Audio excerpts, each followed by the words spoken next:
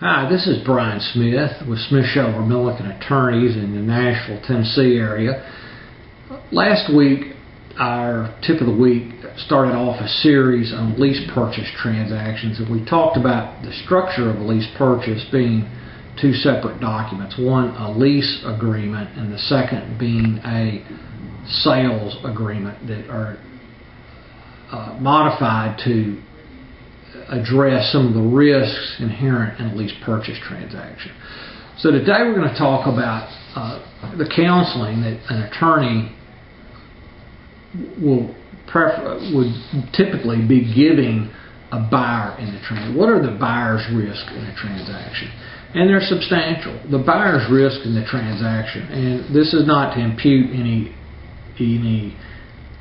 ill will on the part of, or ill intent on the part of either party, the buyer or the seller transaction, but some risk may be is, here's the first, the buyer puts a substantial down payment on the property, which may or may not be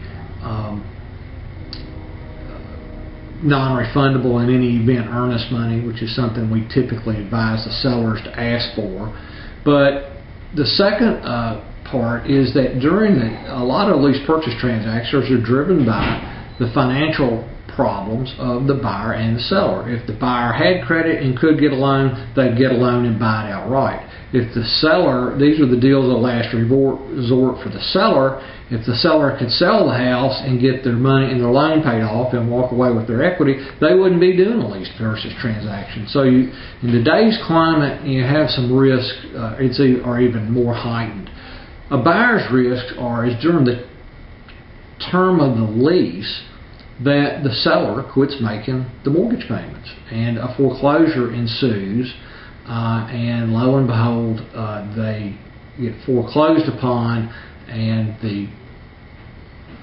the seller takes bankruptcy, which wraps the transaction up in bankruptcy court, and the buyer is just in legal limbo or is evicted and out on the street. The bankruptcy trustee may choose not to honor the lease purchase sales agreement.